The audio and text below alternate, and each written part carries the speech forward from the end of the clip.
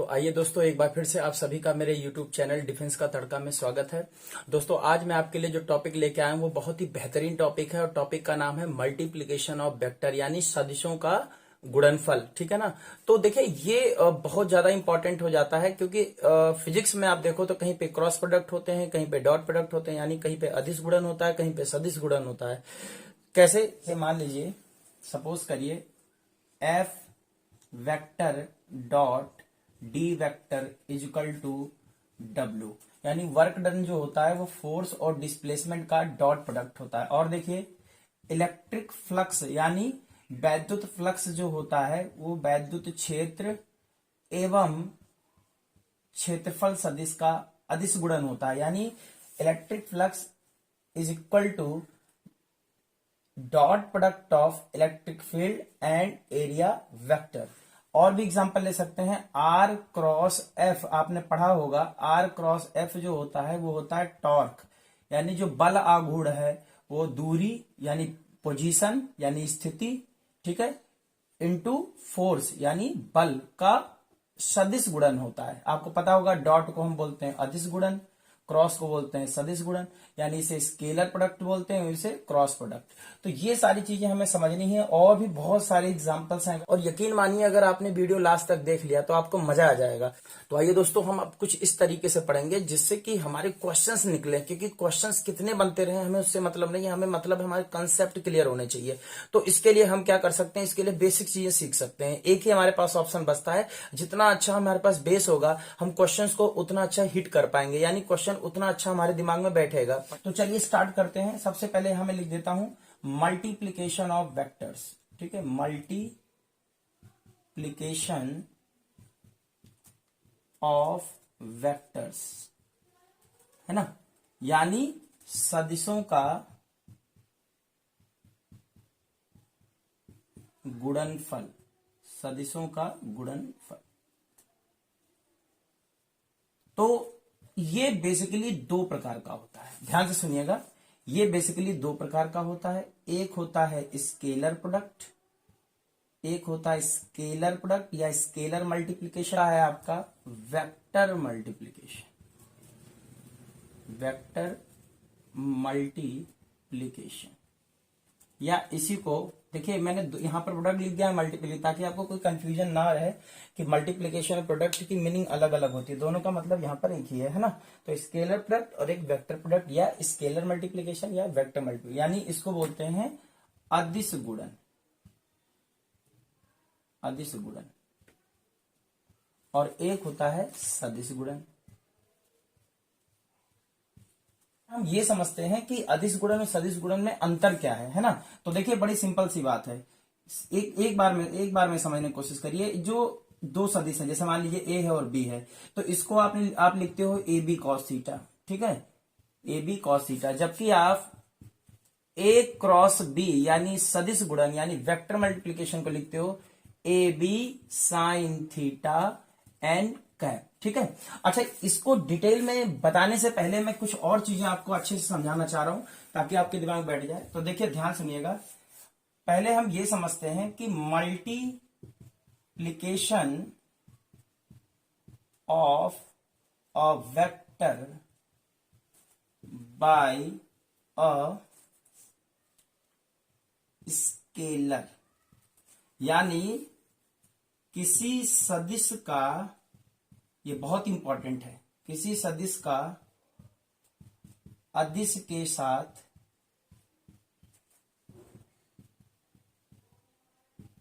गुणनफल। तो जैसे फॉर एग्जांपल लेते हैं, जैसे मैं लिखा, मान लीजिए कोई वेक्टर ए था और उस वेक्टर में मैंने के का मल्टीप्लाई करा दिया, तो ये बन गया के ए वेक्टर, और इससे एक नया वेक्टर जनरेट हुआ और इस नए वेक्टर का मैंने नाम दे दिया वेक्टर बी। ठीक है। अब जरा समझिए, इस वेक्टर के बारे में जरा हमें समझने की कोशिश करनी कि इन दोनों में क्या रिलेशन है, इस बी और ए में क्या रिलेशन है वास्तव में, है ना। इफ के इज पॉजिटिव, यानी यदि के का मान धनात्मक है, ठीक है, यानी के 0 से बड़ा है, तो बी वेक्टर और A vector are in same direction, तब बी वेक्टर और ए वेक्टर दोनों एक ही डायरेक्शन में होंगे। ये बात ध्यान रखना है। पॉइंट नंबर 2 क्या, कि अगर के नेगेटिव हो जाए, ध्यान से सुनिएगा, अगर ये के नेगेटिव हो जाए, अगर ये के नेगेटिव हो जाएगा तो बी और ए की बात अगर हम करें तो एक दूसरे के ये अपोजिट हो जाएंगे। ये पहले तो डायरेक्शन क्लियर होना चाहिए आपको। बी और ए सेम डायरेक्शन में कब होंगे, जब के की वैल्यू पॉजिटिव होगी यानी धनात्मक होगा। बी और ए अपोजिट होंगे, विपरीत होंगे, कब, जब के का मान ऋणात्मक होगा यानी लेस देन 0 होगा। क्लियर है, कोई दिक्कत वाली बात नहीं है ना। अब जरा हम ये समझ, तो हो गई बात डायरेक्शन की, अब मैग्नीट्यूड की समझते हैं। अगर इस के की वैल्यू की बात करें, ध्यान सुनिएगा, इस के की वैल्यू की बात करें तो इस के की वैल्यू का मल्टीप्लाई इस वेक्टर ए में हो रहा है, जिससे मुझे क्या मिल रहा है, वेक्टर बी मिल रहा है। इसका ये मतलब हुआ कि बी का मैग्नीट्यूड ए के मैग्नीट्यूड का के टाइम्स हो रहा है, यानी बी का परिमाण ए के परिमाण का के गुना हो रहा है। अब इस के की वैल्यू कुछ भी हो सकती है, 2, 3, 4, 5, 6, 7, 8, XYZ, नेगेटिव भी हो सकती है, पॉजिटिव भी हो सकती है, कुछ भी हो सकता है। ठीक है, तो अब इस के बारे में जरा समझते हैं। अब ये के दो तरीके की वैल्यू हो सकती है, ध्यान से सुनिएगा, ये छोटी छोटी बातें हैं। ये इस के की दो तरीके की वैल्यू हो सकती है। एक वैल्यू, ध्यान से सुनिएगा, एक वैल्यू तो आपकी ये हो सकती है, ध्यान से सुनिएगा, एक वैल्यू तो ये हो सकती है कि ये कोई न्यूमेरिक वैल्यू हो और कुछ ना हो। यानी अगर ये कोई न्यूमेरिक वैल्यू हो, मान लीजिए 3 है, कोई अंक है ना, कोई डिजिट है, ऐसे भी कह सकते हैं। तो कहने का मतलब क्या है, कहने का मतलब ये, अगर ये कोई वैल्यू होगी, सिंपल एक वैल्यू होगी, मतलब कोई 10, 20, XYZ, तो बी और ए का जो यूनिट है वो सेम होगा। क्या बात समझ में आई, बी और ए का यूनिट सेम होगा। यानी अगर ये न्यूटन है तो ये भी न्यूटन होगा, ये मीटर पर सेकंड है तो ये भी मीटर पर सेकंड होगा, ये अगर किलोग्राम मीटर पर सेकंड है तो ये भी किलोग्राम मीटर पर सेकंड होगा। कब, जब के की वैल्यू न्यूमेरिक वैल्यू होगी। पॉइंट नंबर 2, अब इस के की वैल्यू न्यूमेरिक तो होगा ही, यानी एक मैग्नीट्यूड, एक वैल्यू तो होगी, साथ में कोई एक फिजिकल क्वांटिटी हो, यानी कोई अगर भौतिक राशि है, तो अगर ये कोई भौतिक राशि है तो बी का जो यूनिट बनेगा, बी का जो मात्रक बनेगा, वो के का मात्रक और ए के मात्रक के गुणनफल के बराबर होगा। फॉर एग्जाम्पल, आप समझिए जरा एग्जाम्पल से, जैसे मान लीजिए मैंने लिखा F vector is equal to M A vector, F vector is equal to M A vector. तो F vector is equal to M A vector, अब देखिए यहां पर, इसको अगर मैं बी समझूं, इसको मैं अगर ए समझूं, तो इसको मैं कुछ वैल्यू समझ लेता हूं, एम की कुछ वैल्यू है, मान लीजिए 2 kg है ना। इसका मतलब जो फोर्स है वो मास और एक्सीलरेशन, जो फोर्स है वो मास और एक्सीलरेशन का मल्टीप्लाई हो रहा है। ठीक है ना, ये बात कंफर्म है कि ये एक मैग्नीट्यूड होगा और कुछ नहीं होगा, ये इंपॉर्टेंट है। ठीक है, ये सिंपल एक वेक्टर क्वांटिटी का एक स्केलर के साथ मल्टीप्लाई किया है। मैं ये कह रहा हूं, अगर ये स्केलर वैल्यू पॉजिटिव हुई तो बी और ए एक ही डायरेक्शन में होंगे, अगर के नेगेटिव वैल्यू हुई तो बी और ए अपोजिट यानी विपरीत हो जाएंगे। दूसरी बात, बी और का जो यूनिट बनेगा वो ए के यूनिट के बराबर होगा। कब, यानी बी का मात्रक ए के मात्रक के बराबर होगा। कब, जब के एक केवल और केवल के एक नंबर है और कुछ नहीं है। यही के अगर एक भौतिक राशि के तरीके से प्रदर्शित अगर हो जाए, यानी एफ बराबर जैसा कि लिखा हुआ है एम इंटू ए, है ना, तो यहां पर जो के है, जैसा कि यहां पर देखिए, तो के की जगह पर यहां एम आ गया, एम एक भौतिक राशि है। तब अब एफ की जो यूनिट बनेगी वो एक्सीलरेशन की यूनिट के इक्वल नहीं होगी, एफ की जो यूनिट होगी वो मास और एक्सीलरेशन की यूनिट के इक्वल होगी। तो इसकी यूनिट क्या होती है आपको पता है, केजी, और इसका मीटर पर सेकंड स्क्वायर। तो फोर्स की यूनिट बनेगी किलोग्राम मीटर पर सेकंड स्क्वायर, जबकि यहां पर एक्सीलरेशन की जो यूनिट है वो मीटर पर सेकंड स्क्वायर है, जबकि फोर्स की यूनिट बन रही है किलोग्राम मीटर पर सेकंड स्क्वायर। आई थिंक अब बात आपको समझ में आ गई है। तो आइए अब हम ये समझते हैं मल्टीप्लीकेशन ऑफ टू वेक्टर्स, यानी एक सदिश का दूसरे सदिश के साथ गुणा कैसे कराते हैं। अभी एक सदिश का अदिश के साथ गुणा कराया था, मतलब एक स्केलर का वेक्टर के साथ मल्टीप्लाई किया था। अब यहां पर वेक्टर का वेक्टर के साथ मल्टीप्लाई करना है। तो ये दो तरीके का मल्टीप्लीकेशन होता है, एक होता है डॉट प्रोडक्ट और एक होता है क्रॉस प्रोडक्ट। इस स्केलर प्रोडक्ट को हम डॉट प्रोडक्ट भी नाम देते हैं और इस वेक्टर प्रोडक्ट को हम क्रॉस प्रोडक्ट नाम भी देते हैं। ठीक है, यानी अदिश गुणन और सदिश गुणन। अब मैं आपको यह बताना चाह रहा हूं दोनों में सबसे बेसिक अंतर क्या है। जो अदिश गुणन है ए डॉट बी, ये एक स्केलर वैल्यू देता है। कैसी वैल्यू देता है, स्केलर वैल्यू देता है, जबकि ए क्रॉस बी जो है आपका वो एक सदिश वैल्यू देता है, यानी एक वेक्टर क्वांटिटी देता है। अब इनके एक एक पहले एग्जांपल लेंगे हम। जैसे फॉर एग्जांपल ये लिखा मैंने F W equal to F dot D. तो अब बताइए, फोर्स वेक्टर क्वांटिटी है, डिस्प्लेसमेंट भी वेक्टर क्वांटिटी है, तो यहां पर जो वर्क है वो तो स्केलर है ना। इसका ये मतलब हुआ कि इन दोनों वेक्टर्स का जब डॉट लिया गया तो ये एक स्केलर वैल्यू मिली, यानी इन दोनों सदिशों का जब अदिश गुणन किया गया तो एक अदिश राशि मिली। क्लियर है। जबकि यहां पर देखिए इसके एग्जांपल में जैसे मैं लिखा आर क्रॉस एफ, ये आर क्या है, आर है आपका स्थित सदिश और एफ क्या है, तो एफ है आपका फोर्स। ठीक है, तो ये हो गया आपका टॉर्क यानी बल आघूर्ण। अब आप देखिए जो बल आघूर्ण है ये सदिश राशि है, ये भी सदिश राशि है, ये भी फोर्स भी सदिश राशि है। आर एफ का जब सदिश गुणन किया तो एक सदिश राशि मिली। तो ये बहुत इंपॉर्टेंट हो जाता है। ए डॉट बी एक स्केलर वैल्यू देता है, जबकि ए क्रॉस बी कैसी क्वांटिटी देता है, एक वेक्टर क्वांटिटी देता है। आई थिंक ये बात आपको समझ में आ गई होगी। हमें बस इतना पढ़ना है कि हमारे क्वेश्चंस कैसे भी हमें हिट करने चाहिए। क्लियर है। तो देखिए ध्यान से, अब हम आगे की चीज इसके प्रोसीड करते हैं। तो देखिए यहां पर स्केलर प्रोडक्ट लिखा है, तो यहां पर ए डॉट बी ये ऑलरेडी एक मैग्नीट्यूड है, तो कभी भी आपको ऐसा नहीं लिखना है, इस बात का ख्याल रखें आप। ऐसा कभी भी लिखने की जरूरत नहीं है। क्यों? क्योंकि ये ऑलरेडी स्केलर वैल्यू है। क्लियर है। जबकि ए क्रॉस बी की अगर हम बात करें, ए क्रॉस बी की बात करें, ए क्रॉस बी की अगर हम बात करें, तो ए क्रॉस बी में अगर आप ध्यान से देख पा रहे होंगे तो ए क्रॉस बी अगर वेक्टर है तो इसमें दो बातें हैं। यहां देखिए ए बी साइन थीटा भी है और साथ में एन पे कैप लगा रखा है मैंने, है ना। यानी अगर ये वेक्टर है तो ये मैग्नीट्यूड भी देगा और ये डायरेक्शन भी देगा। तो सबसे पहले हम ये बात कर लेते हैं इसका मैग्नीट्यूड कैसे लिखा जाएगा। तो मैग्नीट्यूड का मतलब है इसको मॉडुलस यानी मापांक इसका क्या होगा, तो ये होगा ए बी साइन थीटा। और एन कैप एक, चूंकि हमने कहा एकांक सदिश है इसलिए इसका परिमाण 1 हो गया, तो 1 में मल्टीप्लाई करें किसी भी चीज के साथ तो कोई फर्क नहीं पड़ता। यानी ए क्रॉस बी का जो मॉड है वो आएगा आपका A B sine theta. Clear है।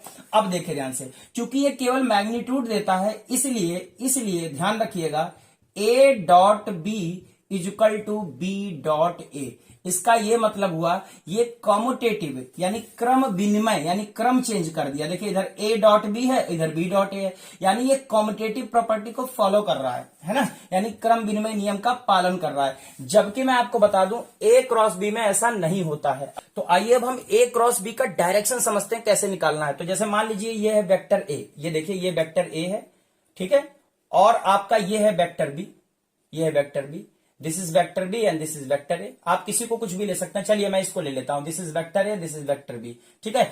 अब ये ए है, ये कौन सा वेक्टर है, ए वेक्टर है। ठीक है। This is vector A and this is vector B, this is vector A and this is vector B. अब मुझे बोला गया है कि ए क्रॉस बी का डायरेक्शन निकालो। तो ए क्रॉस बी का डायरेक्शन निकालने के लिए जो पहले बोला जा रहा है ए, तो एक से बी की तरफ स्क्रू को टाइट करोगे। तो ये देखिए राइट हैंड में स्क्रू ले लिया मैंने, ठीक है, पेज टाइट करने के लिए।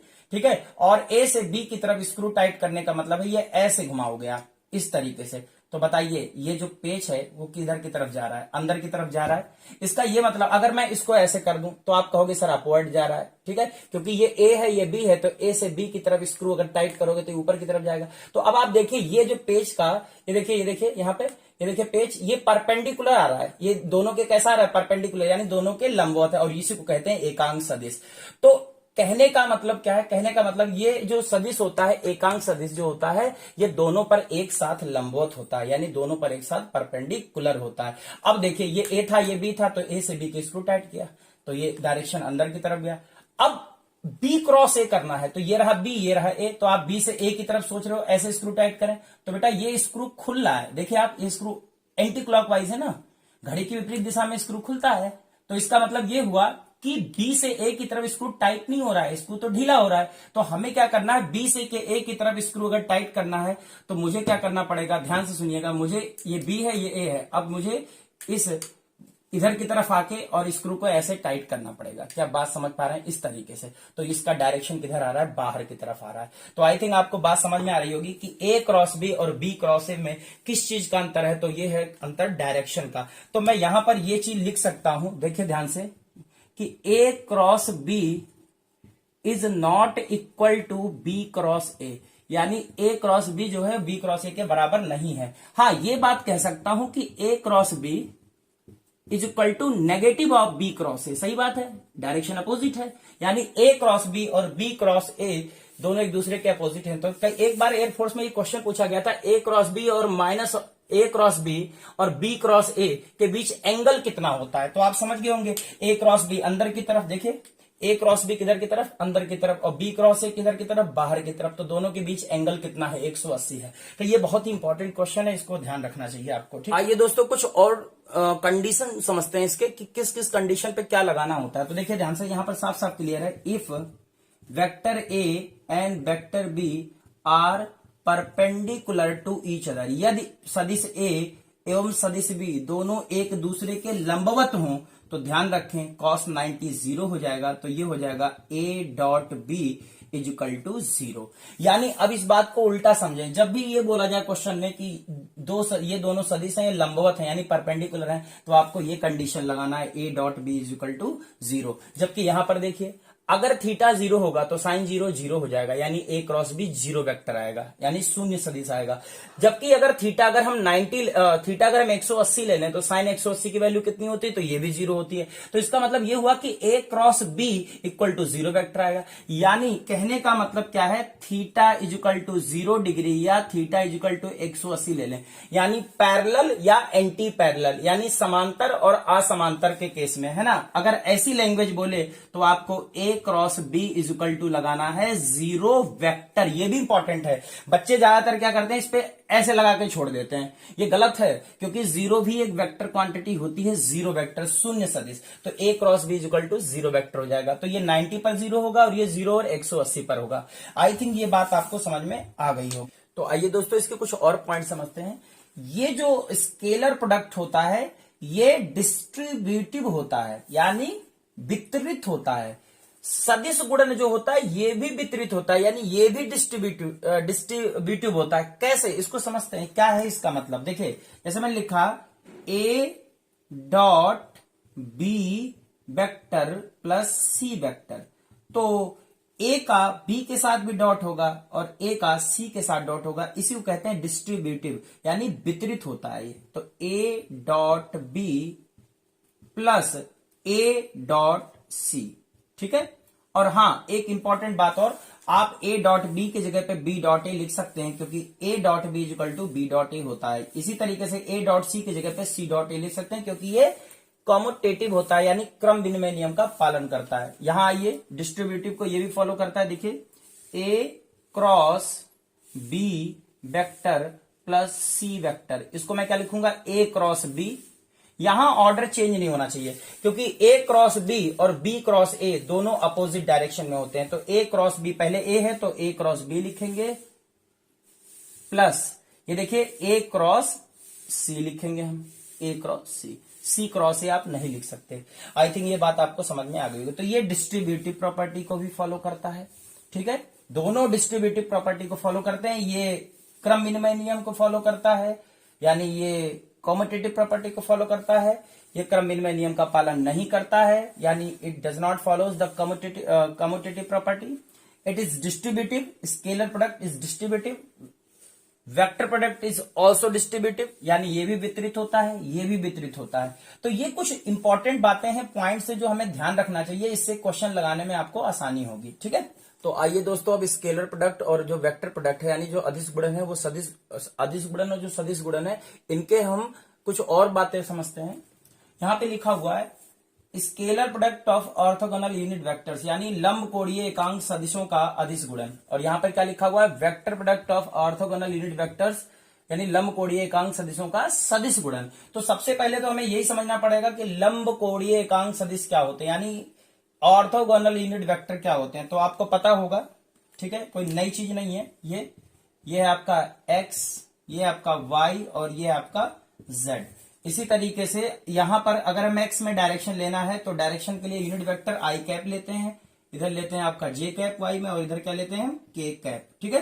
तो i j k जो होते हैं इसी को बोलते हैं लंब कोणीय एकांक सदिश, यानी ऑर्थोगोनल यूनिट वेक्टर, क्योंकि इनका मैग्नीट्यूड 1 लेना है हमें, 1 होता है, ठीक है, लिया जाता है कितना, 1 लिया जाता है। दूसरी बात, ये सब परपेंडिकुलर होते हैं। देखिए ये 90, ये भी कितना होगा 90, ये भी कितना होगा 90, सब 90 होते हैं, एक दूसरे के 90 एंगल पर होते हैं, इसलिए लंब कोण, ये लंब यानी ऑर्थोगोनल बोलते हैं। क्लियर है?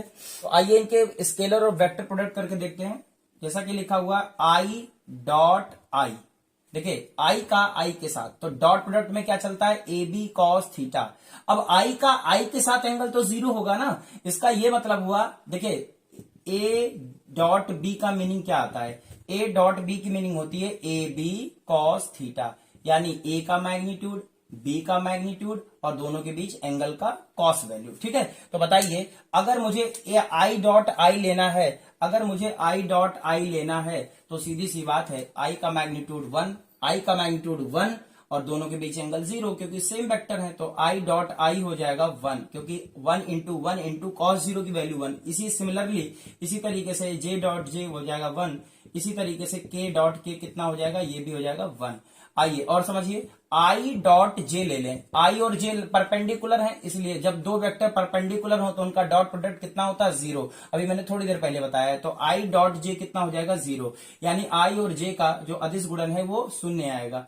जे डॉट के क्या होगा, ये भी 0 होगा, के डॉट आई क्या होगा, तो ये भी 0 होगा। तो आई थिंक आपको ये बात समझ में आ गई होगी। अब आइए क्रॉस प्रोडक्ट में समझते हैं। तो ध्यान रखिए, आई क्रॉस आई ये होता है 0, क्यों, क्योंकि आई का आई के साथ एंगल 0 होगा, आई का आई के साथ एंगल 0 होगा, और ए क्रॉस बी में देखिए, ए क्रॉस बी में अगर हम देखें तो ए क्रॉस बी में ए बी साइन थीटा आता है, साइन थीटा। अब साइन 0 की वैल्यू कितनी होगी, 0, तो आई क्रॉस आई 0 होगा, क्योंकि ये वेक्टर रिजल्ट देता है इसलिए इस पे 0 वेक्टर लगाएंगे। इसी तरीके से जे क्रॉस जे भी कितना हो जाएगा, 0। इसी तरीके से के क्रॉस के कितना हो जाएगा, ये हो जाएगा 0 वेक्टर। ठीक है, और देखिए आपको पता ही होगा, आई क्रॉस जे जो होता है वो के होता है, जे क्रॉस के जो होता है वो आई होता है, इसी तरीके से के क्रॉस आई जो होता है ये होता है जे। ठीक है, अब इसको याद कैसे रखेंगे, है ना, इसको याद रखने का तरीका क्या है, तो इसको याद रखने का तरीका ये है, जो कि बहुत सिंपल तरीका है। क्या, देखिए इसमें हम फिट कर देंगे आई जे और ये आपका रहा के। ठीक है, और देखिए इस तरीके से आई, देखिए ये एरो मैंने क्लॉकवाइज बना लिया, देखिए आई क्रॉस जे कितना आएगा, के। ठीक है, आई क्रॉस जे क्या हो जाएगा, आई क्रॉस जे के, जे क्रॉस के आई, के क्रॉस आई जे। अगर आप इस एरो के अपोजिट चलोगे, जैसे कि आई क्रॉस जे के है, अगर आप जे क्रॉस आई चलोगे, एरो के अपोजिट चलोगे, एरो के अपोजिट चलोगे, तो जे क्रॉस आई कितना हो जाएगा, के का नेगेटिव, यानी आई क्रॉस जे के है तो जे क्रॉस आई कितना हो जाएगा, माइनस का के। ठीक है, तो आई थिंक यहां तक आपको बात समझ में आ गई। तो ये बता देता हूं कि आई क्रॉस जे इक्वल टू के कैप कैसे आता है, ये जरा समझने वाली बात है। तो देखिए सबसे पहले ये देखिए, this is x axis, this is x axis, ठीक है, एंड दिस वन इज, एक समझा देता हूं, बाकी चीज अपने आप समझ आएंगे। देखिए ये एक्स है, ये वाई है, तो बताइए ये आई कैप है, ये जे कैप है, और ये क्या है, के कैप आउटवर्ड, ये के कैप है, तो आई जे है, तो आई क्रॉस जे करना है, यानी आई से जे की तरफ स्क्रू को टाइट करना है डायरेक्शन के लिए। ठीक है, देखिए सिंपल सी बात है, आई और जे का कैसे क्रॉस लेंगे, ए का मैग्नीट्यूड यानी आई का मैग्नीट्यूड 1, जे का मैग्नीट्यूड यानी बी का मैग्नीट्यूड, बी का मैग्नीट्यूड मतलब जे, यहां पे जे है तो ये हो जाएगा 1 इंटू 1, और साइन 90, क्योंकि आई और जे के बीच एंगल 90 है, तो साइन 90 की वैल्यू भी 1, तो ये मैग्नीट्यूड तो 1 आ गया। अब ये एन कैप लगाना है, यूनिट वेक्टर लगाना है ना, तो आई और जे के साथ एक साथ परपेंडिकुलर क्या है, के है। अब के पॉजिटिव है कि के नेगेटिव है, तो आप इसको वेरीफाई कर सकते हैं। ये रहा आपका आई, ये रहा जे, तो आई से जे की तरफ, आई से जे की तरफ अगर मुझे स्क्रू टाइट करना है, आई से जे की तरफ, ये आई ये जे, तो ऐसे करेंगे तो ये तो खुल जाएगा, क्लॉकवाइज में चलना पड़ेगा, तो ये आई ये जे, तो मुझे इधर से जाके ये स्क्रू को ऐसे टाइट करना पड़ेगा। आई थिंक आपको बात समझ में आ गई होगी। इस तरीके से कुछ ऐसे आप समझिए, कुछ इस तरीके से, ये कुछ इस तरीके से, ऐसे ये आई ये जे इस तरीके, तो आउटवर्ड आ रहा है। तो कहने का मतलब क्या है, कहने का सीधा सा मतलब ये है, आई क्रॉस जे के होता है, ना कि माइनस का के। और इसी तरीके से जे क्रॉस आई जब लेंगे, देखिए ये रहा जे, ये रहा आई, तो जे क्रॉस आई लेंगे तो ये जा रहा है के पॉजिटिव इधर है, के नेगेटिव इधर हो जाएगा, तो जे क्रॉस आई क्या हो जाएगा, माइनस का के। तो आई थिंक ये बात आपको समझ में आ गई।